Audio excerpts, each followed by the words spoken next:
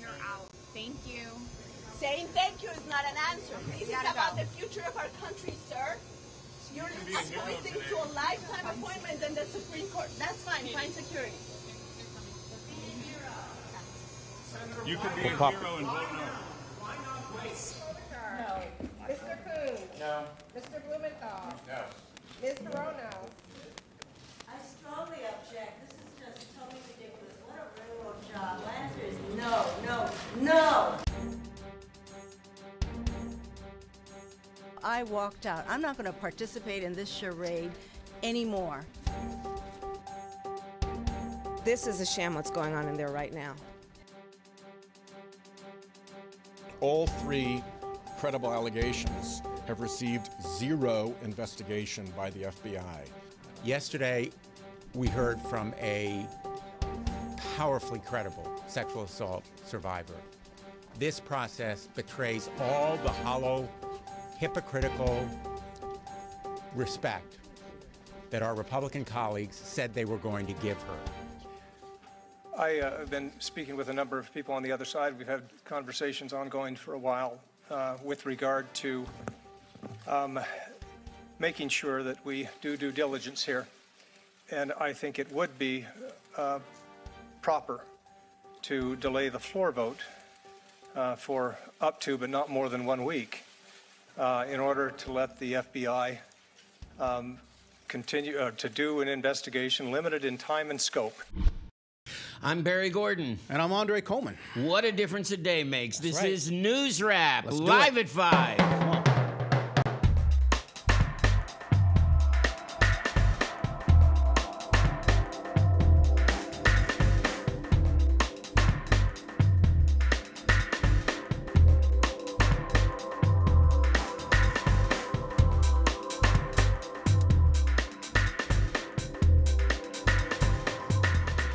Yeah, I said a day. I actually should have said 8 hours. Man, maybe even 2. Talk about when we a tuned news in cycle. this morning. Wow. Right? We thought it was going to go in a very different direction. I think the whole country did. I think so. I think so. I thought that was a wrap.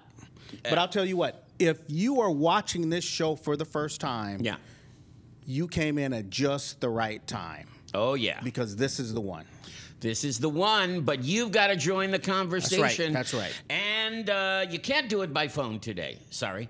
But you can do it by Facebook. And so all you need to do is to go to Pasadena Media page and click on the live stream. And join us. And join us. Comment. Talk to us.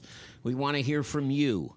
So, an interesting day. They actually got Trump to do something that I thought he would never do. Well, that he said the FBI didn't do. Just a couple wouldn't days ago, do. or wouldn't do. Couldn't do. It's not their thing. Right, it's not what they do. Right. Yeah, they don't investigate. So I don't know what that eye is about, but yeah, they don't investigate. The FBI, on some scope, will investigate Brett Kavanaugh. Yes. Is where we are right now. Yes. For the next 7 days. For the next 7 days. Now, do you think they're going to work on weekends, you think? Maybe. Who knows? So does that 7 days start? They better. Does it start tomorrow, or does it start Monday, or what I don't know. I don't know. We don't even know I when don't think anybody knows. But it will now be they've up got to to 7 days. Yeah. Now they've got to get some marching orders, right? They've got to be told by Christopher Wray or by somebody exactly what they can investigate. We don't know what the scope of this thing is. We know how long it's going to last, but we don't know what the scope of it is at all. So let me ask you. You watched, I'm assuming, like so many millions of Americans, you watched the hearings yesterday. Absolutely, yeah. And then I missed a little bit of it because I was in school, but yeah. And then you watched the vote today. Yes, okay. Absolutely. Okay, so we're on the same page there. What was the most telling moment for you yesterday? The most telling moment for me was her answer to, I think it was Senator Klobuchar, that she had 100% certainty that it was Brett Kavanaugh and not anyone else. Because what that, for me, did was it set up a situation in which anyone that votes for Brett Kavanaugh cosigns. is saying they don't believe Dr. Ford. Right. So then they co-sign on the and theory. they tried to have it both ways. This morning they tried to say, well, she's credible, Dr. Kavanaugh's credible. Yeah, well, they can't both be credible. And even saying that she's credible, but it's a conspiracy. But she's credible, but the Democrats are behind it. Right. But a lot of what you heard was something happened to her, but it had nothing to do with Brett Kavanaugh. And if they're saying it had nothing to do with Brett Kavanaugh, they're saying they don't believe her when she said she was 100% certain. If she hadn't said that, they might have had that wiggle room.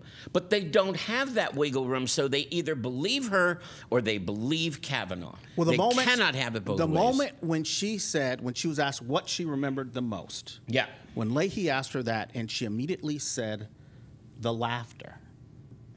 And the two guys laughing at her. That's not a moment or something you make up if you're pulling a scam out of it all. No, it's not. That tells you that she has a real memory of some experience.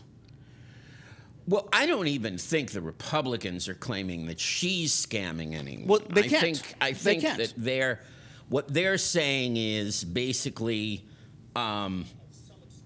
I have to lower the sound on this because I'm getting double sound. Yeah, I hear myself talking. I feel like I'm going back in time.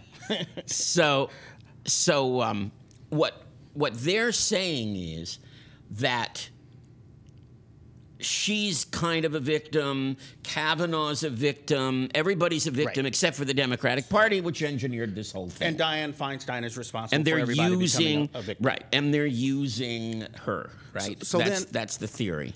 So then, when you saw her, because when I saw her speak, I thought, this is over. He cannot match that. He cannot beat that. Yeah. He won't live up to her emotion, her tears. And then he comes out, and he is just completely angry. Absolutely crazy. I mean, not just angry, but even there was a darkness to that anger. That was very frightening. Really dark. That was very frightening. I mean, the very first thing I posted after I saw him for about 5 minutes was, if you look at that anger, imagine this dude drunk. Right. How scary it would be. Yeah. I mean, he was really, really in an angry place. So what were your thoughts? What resonated with you from him? What resonated? Besides, I probably can't go out and get a beer because if this guy's in town, there's none left anymore. Besides feeling like I wanted to punch him in the face, what resonated? And I don't punch people, so what resonated? The fact. Or is there a moment where you immediately thought he was lying? Well, I've always thought. I thought he was lying in the first hearing. I know, but did he say something? I mean, I think he's been lying from the minute he's opened his mouth. Did he say something yesterday that you immediately keyed in on and went, oh, my God, come on, I can't believe that? Well, the biggest one for me was when he was basically saying that this Renata alumni thing was and then saying to the senator who asked it, don't you trash her. Yeah. Don't you say these things about this wonderful woman. And he's the one that said these things that this wonderful woman, took offense at. Yeah. And said that's hurtful, and it made her withdraw her support from him as soon as she found that out. And that's one of the things I thought the Democrats made a mistake and did not key on. That's right. Because you then because they kept going, 65, 64 women wrote letters of support for this guy, but here you had somebody who had polled support. Right. And I thought that was something they could have keyed on, and they could have even pushed the point at that point, we need to talk to her. Right. We've got a couple of people chatting here. Yeah, I wanted to jump in on that because there's a couple of good things to that point. Okay. So Butch is asking, he said, believing has nothing to do with it, talking about believing in his story. And then Eric Bailey says, why did she wait so long to report his crime? Well, we know why she waited. Well, first of all, let's clarify when she reported it. Okay. Okay? Because we know why she waited. She didn't want to deal with it. Yeah. That's a common occurrence. She thought it was something in her past that she could bury. And she did discuss it with her therapist in 2012, and she did discuss it with her husband. And she had mentioned it to a couple of friends. But she didn't want to get into the public spotlight with this thing. When she saw his name on the short list. Before he was nominated.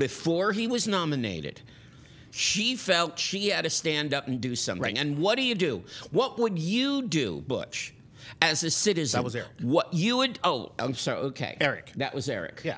Butch was talking about believing. Okay. So, Eric, what would you do if you were in a situation and you didn't know who to approach? You're not politically sophisticated. What do? You go to your congressperson. Yeah. If you're trying to get a message to the President of the United States, the best way to do it is to go to your congressperson. That's where she went. Right. Then friends said you also have to contact the media. And she did anonymously. And she was trying to keep all of this anonymous. Dianne Feinstein was trying to keep it anonymous for her and got into a whole passel of trouble because of that. Now understand the mistake she made. She made the mistake that most people make when dealing with the media and trying to keep things close to the vest. She told people, and they told people, and they told people. And trust me, coming from a reporter, the more people that know, the greater chance that I will find out. It happens all the time. Right. That's how they got her identity. And at that point, it's better for her to come out and talk to them than to let them begin to talk about her, because that's what would have happened next. Any more comments? Exactly. And Eric wants to know what the number is to his congressman, and I don't know that offhand. Well, we don't know your congressman. But that's if the first your thing we congressman is Adam Schiff, all you have to do is Google it. Judy Chu, same thing. Judy Chu, the same thing. And you can find your... Now, you won't talk to your congressperson. You'll talk to a staff member. A field rep. Yeah. And you might get a call back, though. I mean, that's right. If the issue is great enough. Well, not necessarily a field rep. You can also call directly to Congress. Right. Everyone has a phone number and, a landline. And you can call, and you'll get someone on the phone who will talk to you. That's what Congress people have to do. You are what's called a constituent. Now, you're a person that they need, whose vote they need, to stay and they will talk to you. To stay on his darkness, yeah, and the way he was acting. Yeah. When he began to do the flippant things, like asking Klobuchar, right? Now, what do you drink, and have you ever passed out from drinking? He's a judge. If somebody talked that way in his courtroom, they would be held in contempt. Absolutely. So, based on the way he acted, I don't think he's even fit to be on the Supreme Court at this point. Yes, but we have to go even further than that. Let's go. Because, first of all, let me do a disclaimer, okay? I was never going to support Brett Kavanaugh. Okay. If none of this had come out, I wasn't going to support Brett Kavanaugh. I am a liberal. He is an ultra-conservative. I don't believe in his ideology, and I believe he would be damaging to the court. That's not your guy. That's simple. Okay. So I'm going to say that up front because I don't want anyone to think that, oh, this turned me around. It didn't. And frankly, there are many, many Democratic senators who will not vote for him. No matter what. No matter what. Right. And they shouldn't. Well, yeah, no matter what. Merrick Garland wasn't going to get a hearing no matter what. That's right. Okay, so go ahead. Okay, but, so... Okay, I have this message by Emmanuel who says it was handled badly by the Democrats and especially Dianne Feinstein. Well, we just went over that. I'm gonna tell you something, Emmanuel. I kind of agree. I really do kind of agree. I don't know exactly what happened. I don't know whether she had other choices. But I would like to know whether she had other choices because I don't think she handled it well. Now, do I think she didn't handle it well because she was trying to pull some kind of tactic? Trying to deceive? I don't think so. I don't. I just don't know if she handled it well. Well, and I think we have to get to the point of what's more important: how it was handled, or the accusations that are being made. Right. And the accusations clearly outweigh how it's handled. So all of this, making Feinstein the bad guy or the villain, kill all that. We have to get back to accusations. Right. No, I totally agree. And that's the thing, because all of the rest of that is a distraction. Oh, 100%. It has so little to do with what's going on. It has nothing to do with what's going on. But I want to go back also, to... Let me jump in. Also, right. If she's afraid of flying, it has nothing to do with what we're talking about. Of course not. We are talking about, did this guy attempt to rape this woman? Right. It didn't happen on a plane. Right. Kill all that. Right. Get down to the nitty-gritty Jim Rockford questions. Was he trying to do it or not? Right. Is he the villain? Before we go to a roll-in, I just want to make this point, okay? You were talking about a judge and showing contempt for the court. He did not show contempt for the Judiciary Committee. Okay. He showed contempt for the Democrats. Incredible contempt. And that meant that that was one of the most partisan performances and the court can't be partisan. I have ever seen. And the one thing that I have taught my students when I taught political science, and that I learned in government class in high school way, way back, is that we have 3 branches of government. 2 of them are political. 1 is not. And that's the judiciary. That's right. The judiciary is supposed to be made up of independent, nonpartisan people. And there was a wonderful montage that Ari Melber showed earlier today of Ruth Bader Ginsburg, of John Roberts, of Neil Gorsuch. Well, this was one of all Robert's saying how important it was to be nonpartisan and have an independent judiciary, whatever their political philosophy, whatever their judicial philosophy. And that was disgusting. Now, we've got, in case you don't know what we're talking about, in case you were on another planet, let's do this. We've got a nice little montage of what went on yesterday. This is one of the highest quality people that I've ever met, and everybody that knows him says the same thing. And these are all false to me. These are false accusations in certain cases, and certain cases, even the media agrees with that. I guess one really does have to understand something about the nature of sexual harassment. It is very difficult for people to come forward with these things. What you want to do is destroy this guy's life, hold this seat open, and hope you win in 2020. You've said that, not me. You've got nothing to apologize for. I am here today not because I want to be. I am terrified. I am here because I believe it is my civic duty to tell you what happened to me while Brett Kavanaugh and I were in high school. Are you a scorned woman? Do you have a militant attitude relative to the area of civil rights? The day after the allegation appeared, I told this committee that I wanted a hearing as soon as possible. I believed he was going to rape me. Just a con game. In 36 years, there's no charge. All of a sudden, the hearings are over and the rumors start coming out. This whole 2-week effort has been a calculated and orchestrated political hit, fueled with apparent pent-up anger about President Trump and the 2016 election, fear that has been unfairly stoked about my judicial record, revenge on behalf of the Clintons, and millions of dollars in money from outside left-wing opposition groups. I remember being on the street and feeling an enormous sense of relief that I had escaped that house and that Brett and Mark were not coming outside after me. My family and my name have been totally and permanently destroyed. Brett's assault on me drastically altered my life. For a very long time, I was too afraid and ashamed to tell anyone these details.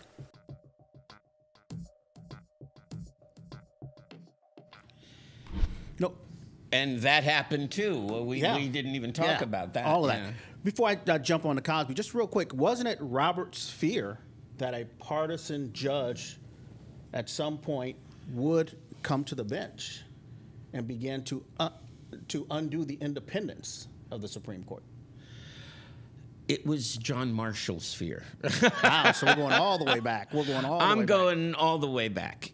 That has always been the fear. And the fact is, sure, are there Democratic judges and Republican judges? And of course there are. And Ruth Bader Ginsburg was clearly a Democrat, and John Roberts clearly a Republican. And they're appointed by Democrats and Republicans. Earl Warren was the Republican governor of California, appointed by Dwight Eisenhower, and turned out to be one of the most progressive judges ever.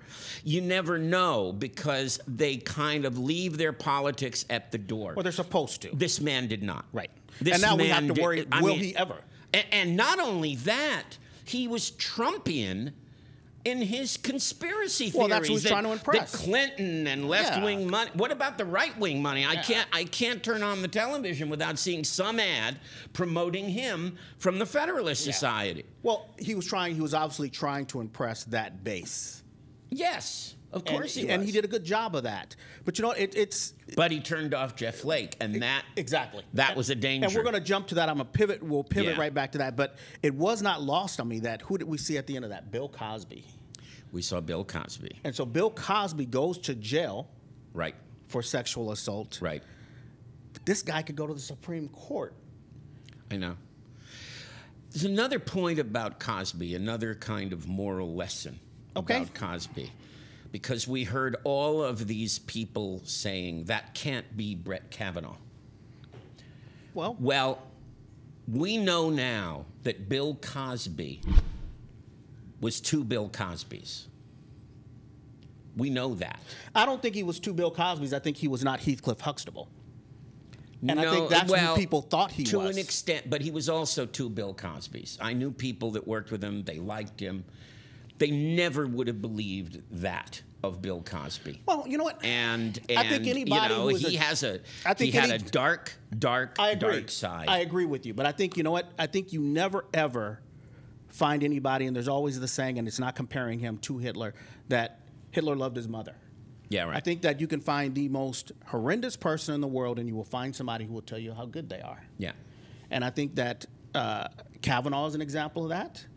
And I think that Cosby is an example of that. Exactly. But what is not lost on me about Cosby, and what is not lost on a lot of people about Cosby, is what you have to come back to is that even though Cosby has money and means, he now is in jail. That's right.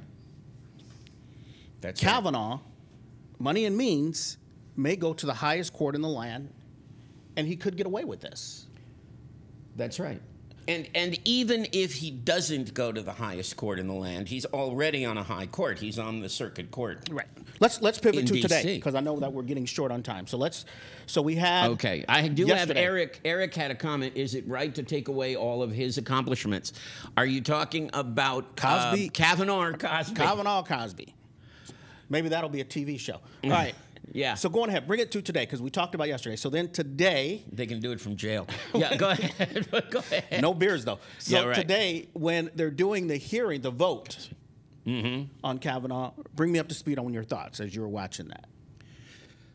Oh, I was nauseated while they were doing the vote. But if you're talking about, first of all, if you're talking about the speeches, as I said, Booker was amazing. Well, back up to the elevator scene because he was a complete. He gave a summation, a point by point summation. If anyone wants to know what really happened in that hearing, find the YouTube of Cory Booker's complete speech, because he takes it point by point and shows all the ways that Kavanaugh was lying. So Flake said he was a yes. Right. And then Flake these two said ladies he was a jam yes. him up in an elevator as he's cowering in an elevator. That's true. That's which we right. saw at the beginning. The private Senate elevator. How they got that far, I'll never know. And there was a third person holding a cell phone. Yeah. We could see that too. Yeah. And then he goes in and he never speaks out or says, this is why I'm going to support Kavanaugh. No, he doesn't. He's strangely silent. Right. And then at some point he gets up, walks out with Coons, and pick it up.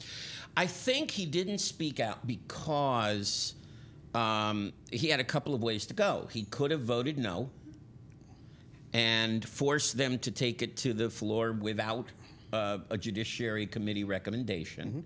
That would have been incredibly brave, and he didn't do that. But I think that it bothered him as of even yesterday when he didn't speak, as I recall. He didn't question. He did not. He did not question. But the day before, he did an impassioned, we've lost our way. But we need to find yesterday, our he way. also said that there's no way out of it. There's going to be doubt here. So you already heard him concerned. And then somehow either he or Coons came up with this solution, probably Coons. Coons probably, then they're friends, and Coons probably said, you know what, you mentioned that there's going to be doubt. There might be a way to erase that doubt.